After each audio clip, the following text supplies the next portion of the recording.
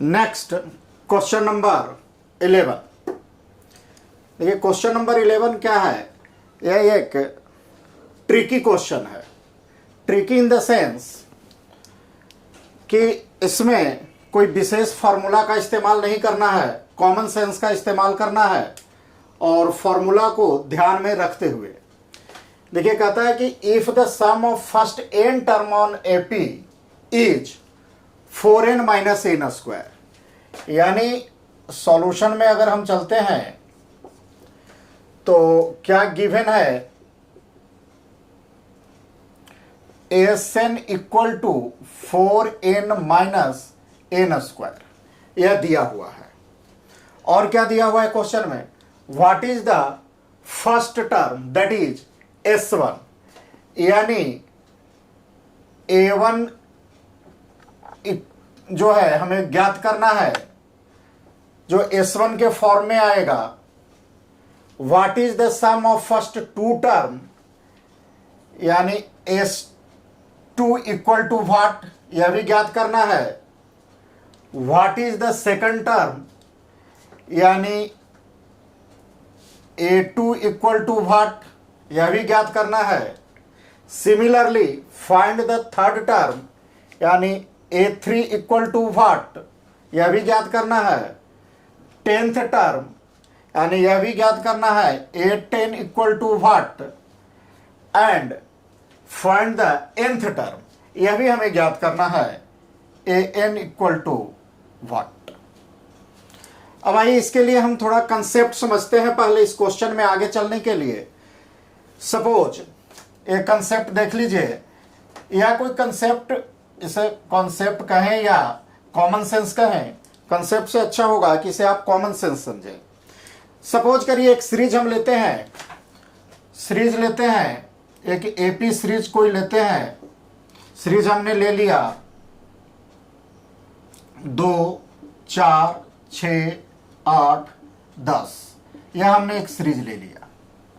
अब देखिए इसमें सीरीज जो है A2 क्या है हमारा, A1 के जगह है फर्स्ट टर्म, यह A2 है सेकंड टर्म, यह हमारा थर्ड टर्म, और यह हमारा फोर्थ टर्म या fifth term, and so on.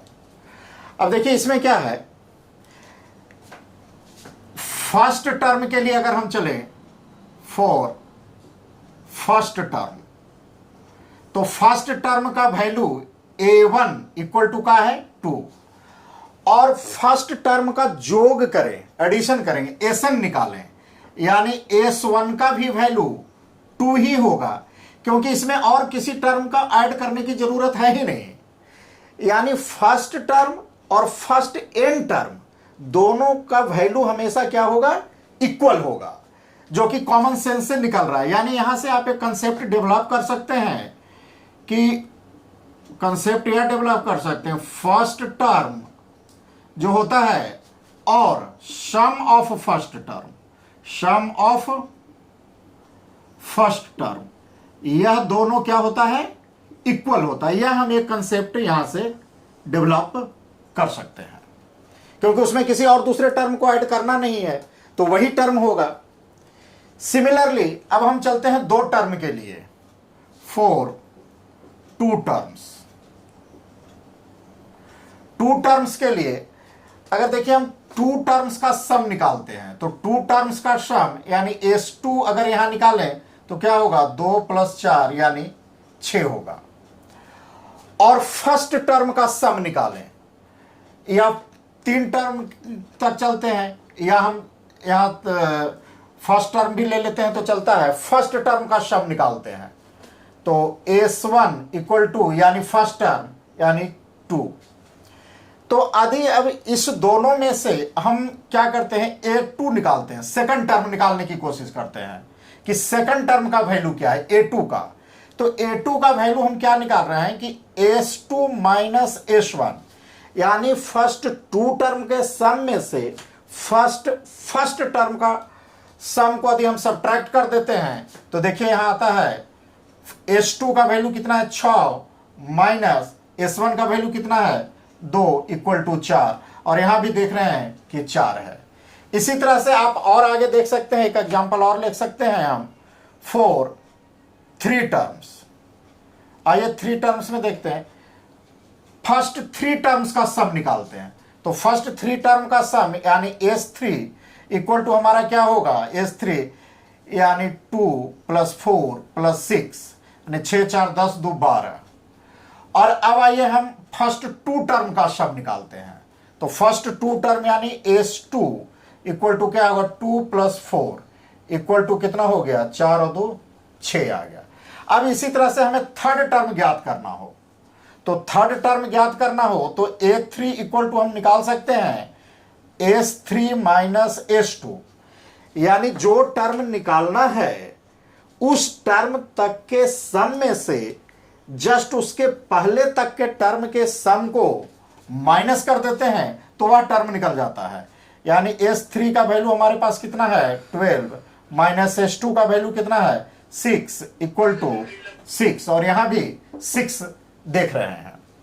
यानी कहने का मतलब है कि यदि जिस टर्म का वैल्यू हमें निकालना है, यदि तीसरे टर्म का वैल्यू निकालना, अब देखिए कंसेप्ट को हम समअप करते हैं, समराइज रूप से कैसे याद करेंगे, तो ये याद करेंगे कि जिस टर्म का वैल्यू निकालना हो उस टर्म तक का सम, जैसे हमें देखिए यहां पर A3 यानी थर्ड टर्म का वैल्यू यदि हमें पता करना था तो उसमें हमने क्या किया, S3 3 टर्म तक का सम लिया और जस्ट उसके पहले तक के टर्म, यानी तीसरे से पहले क्या आएगा, दूसरे टर्म तक का सम को उसमें से माइनस कर देंगे तो वह टर्म निकल सकता है। यानी कंसेप्ट के रूप में आप लिख सकते हैं, एक और कंसेप्ट यहां हम डेवलप कर सकते हैं इससे कि an इक्वल टू, अब देखिए an इक्वल टू क्या करें, Sn, यानी Sn - Sn-1, यानी जो टर्म निकालना है वहां तक का सम और ठीक उसके एक पहले तक का, यानी Sn-1, यानी यदि 8वां टर्म निकालना है तो 8 S8 - S7 करेंगे तो हमें 8वां टर्म निकल जाएगा। तो यह भी एक कंसेप्ट के रूप में आप इसे समअप या याद रख सकते हैं, जबकि यह एक सिंपल लॉजिक है कंसेप्ट। तो अभी इसी कंसेप्ट को हम इस्तेमाल करते हुए इस क्वेश्चन को सॉल्व करते हैं। तो आइए इस कंसेप्ट को नोट कर लीजिए और अब चलते हैं हम इसको सॉल्व करते हैं। Sn equal to 4n - n²। अब इसमें हम क्या करते हैं, लेट कर लेते हैं, let n equal to 1 2 3 4 and so on, इस तरह से हम वैल्यू ले लेते हैं। तो आइए पहला वैल्यू देखते हैं, if n equal to 1, if n equal to 1, अगर n इक्वल टू 1 रहेगा तो S1 × 4 × 1 - 1 का स्क्वायर, यानी क्या आया हमारा, 4 में से 1 गया, 3 आया। और अभी अभी हम कंसेप्ट में देखे थे कि फर्स्ट टर्म का सम जो होता है वह फर्स्ट टर्म के बराबर होता है, इसलिए हम कह सकते हैं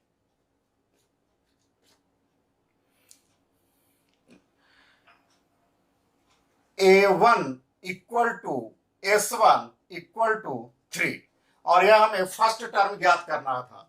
what is the first term, यानी A1 निकालना था जिसका वैल्यू हमारा कितना आया, 3 आया। और यह क्यों आया S1 को S1, क्योंकि अभी कंसेप्ट में देखे कि जो फर्स्ट टर्म होगा और फर्स्ट टर्म का जो सम होगा दोनों बराबर होगा। या इसको आप याद करने के लिए, मेमोराइज करने के लिए यहां पे नोट डाउन कर सकते हैं, since the sum of first term is always equal to the first term itself। जो फर्स्ट टर्म का सम होगा और फर्स्ट टर्म होगा वह दोनों आपस में बराबर होगा। इसीलिए चूंकि फर्स्ट टर्म का सम S1 का वैल्यू 3 आया है, इसलिए फर्स्ट टर्म A1 का भी वैल्यू क्या होगा, 3 होगा। तो यह हमारा एक आंसर प्राप्त हो गया। अब आइए इसमें दूसरा क्या क्वेश्चन था, what is the sum of first two terms. First two terms का सम क्या है, तो फर्स्ट टू टर्म का सम क्या है, तो हम n बराबर 1 लिए थे, अब यहां n बराबर 2 रख के देखते हैं। इफ n इक्वल टू 2, तो n इक्वल टू 2 रखेंगे तो क्या होगा, S2 और s का पैटर्न क्या है, तो 4n, n का वैल्यू हमें क्या रखना है, 2 माइनस n स्क्वायर यानी 2 का स्क्वायर, यानी कितना हो गया हमारा, 4 दूनी 8 माइनस 4 यानी 4, यानी यह भी हमारा एक आंसर आ गया, सेकंड आंसर। जो यहां क्वेश्चन कह रहा है what is the sum of first two terms. Next question हमारा क्या कह रहा है, what is the second term, यानी A2 का वैल्यू पूछ रहा है। तो आइए अभी अभी कंसेप्ट में देखे थे, A2 जब वैल्यू पूछा जा रहा है एंड सेकंड टर्म यानी A2, तो A2 का जब वैल्यू पूछा जा रहा है, तो अभी तक देखे थे कि अगर A2 का वैल्यू निकालना है तो हम S2 यानी टू टर्म तक का सम माइनस फर्स्ट टर्म का सम अगर सब्ट्रैक्ट कर देते हैं तो हमारा A2 का वैल्यू आ जाएगा। तो आइए देखिए S2 का वैल्यू अभी अभी हमने निकाला है 4, और S1 का वैल्यू ऊपर हमारे पास कितना आया है, 3, यानी इक्वल टू 1, यानी यह भी एक आंसर हमारा बनता है, यह आंसर नंबर 3 आया, तीसरा आंसर। यानी सेकंड टर्म का वैल्यू कितना है हमारे पास, 1 है, यानी यहां तक हम क्वेश्चन सॉल्व कर लिए सेकंड टर्म। यह भी कैसे हुआ, क्योंकि चूंकि सेकंड टर्म का वैल्यू निकालना था, इसलिए सेकंड टर्म के तक का सम में से सेकंड से पहले यानी फर्स्ट टर्म तक के सम को सब्ट्रैक्ट कर दिए, तो हमें क्या हो गया, सेकंड टर्म निकल गया। यहां भी लिख सकते हैं इस चीज को, या रिपीट हो जाएगा, सिंस द सम ऑफ, यहां लिखेंगे फर्स्ट टर्म। तो इसको एक बार अगर आप लिखना चाहें तो लिख सकते हैं, या इसे रहने दें, कंसेप्ट में लिखे हैं, बार बार इसको रिपीटेशन होगा, अच्छा नहीं लगेगा। अब आइए इसी तरह से हमें सेकंड टर्म निकाला, अब कहता है similarly find the third term and tenth term. तो अब आइए थर्ड टर्म के लिए चलते हैं। तो थर्ड टर्म के लिए हमें क्या करना होगा, सेकंड टर्म का सम निकल गया है, तो थर्ड टर्म का हमें सम निकालना होगा। तो आइए इफ n इक्वल टू 3, तो जब n इक्वल टू 3 होगा तो S3 इक्वल टू पैटर्न क्या था हमारे पास, 4n, यानी 4 इंटू 3 माइनस n स्क्वायर यानी 3 का स्क्वायर, यानी क्या हो गया, 4 3 12, और 12 में से क्या चला गया, 3 3 9, 12 माइनस 9 यानी 3 बच गया। अब आइए, तो हमें निकालना क्या है, इसमें थर्ड टर्म निकालना है, इसलिए third term A3 equal to, तो A3 इक्वल टू अगर कंसेप्ट लगाएं तो क्या होगा, थर्ड टर्म 3 टर्मों का सम यानी S3 माइनस उसके पहले तक यानी 3 से पहले 2 तक यानी S2 माइनस S2। अब S3 का वैल्यू क्या आया हुआ है हमारे पास, S3 का वैल्यू आ गया 3 माइनस S2, देखिए S2 का वैल्यू क्या आया है हमारे पास, 4 माइनस 4 यानी इक्वल टू -1। यह भी हमारा एक आंसर तैयार हो गया, यह भी हमारा एक आंसर तैयार हो गया, यानी यह आंसर नंबर 4 हमारा तैयार हुआ। यानी जो थर्ड टर्म होगा हमारा क्या होगा, -1 होगा। इसी तरह से अब क्या करना है, हमें टेंथ टर्म ज्ञात करना है। तो टेंथ टर्म ज्ञात करने के लिए हमें क्या करना पड़ेगा, अब सोचिए आप, जब टेंथ टर्म हमें ज्ञात करना होगा तो इसके लिए क्या करना होगा कि एक तो टेंथ टर्म का सम निकालना होगा, और जस्ट उसके पहले यानी टेंथ से एक पहले यानी 9th टर्म तक का सम ज्ञात करना पड़ेगा, और उसे माइनस करेंगे, सब्ट्रैक्ट करेंगे तो हमें टेंथ टर्म आएगा। तो आइए, इफ n इक्वल टू 10, जब n इक्वल टू 10 होगा तो हमारा क्या बनेगा, pattern S10 equal to 4 into 10 minus 4 into 10 और 10 का स्क्वायर, यानी क्या बन गया 10 चौका 40 माइनस 100 यानी माइनस 60। और यदि जस्ट इसके पहले तक यानी n इक्वल टू 9 जब हो तो S9 क्या बनेगा, S9 equal to 4 into 9 minus 9 का स्क्वायर, यानी 9 चौका 36 माइनस 9 81। अभी कितना बच गया देखिए 81 में से 36 को घटा दीजिए, 11 में से 6 चला गया 5 और 7 में से 3 चला गया 4 और माइनस 45। अब चूंकि हमें 10th टर्म निकालना है इसलिए A10 इक्वल टू क्या है, हम लिख सकते हैं S10 माइनस S9। अभी S10 का वैल्यू हमारे पास कितना आया है माइनस 60 माइनस S9 का वैल्यू कितना आया है माइनस 45, यानी कितना हो गया माइनस 60 प्लस 45, माइनस माइनस क्या हो जाएगा प्लस, तो ये क्या हो जाएगा 15 45 15 चौका 60, यानी डिफरेंस कितना हो गया 15 माइनस, यानी 10 यानी 10वें टर्म का वैल्यू हमारे पास क्या आ गया निकल के 15। यह हमारा आंसर नंबर कितना हो गया 5th, 5वां आंसर हो गया। यहां तक हमने आंसर निकाल लिया। अब हमें क्या कह रहा है nth टर्म का सम निकालना है, तो आइए इसे आप नोट डाउन कर लीजिए। जो nth टर्म का हमें वैल्यू ज्ञात करना है इसके लिए, तो इसके लिए क्या करना है, एक तो हमें दिया हुआ है Sn equal to 4n minus n square, जो पैटर्न दिया हुआ है। और अभी अभी हम कंसेप्ट में देख चुके हैं कि जो टर्म ज्ञात करना हो उस टर्म का सम और उससे एक पहले टर्म का सम, तो हमें क्या ज्ञात करना है nth टर्म ज्ञात करना है, यानी an इक्वल टू व्हाट। तो क्या करेंगे कि n टर्म तक का सम, तो n टर्म तक का सम तो इतना दिया हुआ है। अब हम और उससे एक पहले यानी n से एक पहले, तो हम n के जगह क्या रखें, if n equal to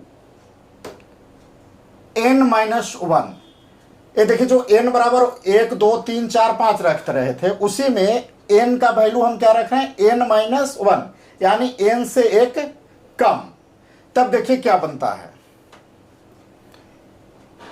s n minus 1, तो क्या बनेगा पैटर्न पर अगर 4 और n के जगह हमें क्या वैल्यू देना है n minus 1 minus n square, यानी n माइनस 1 का स्क्वायर।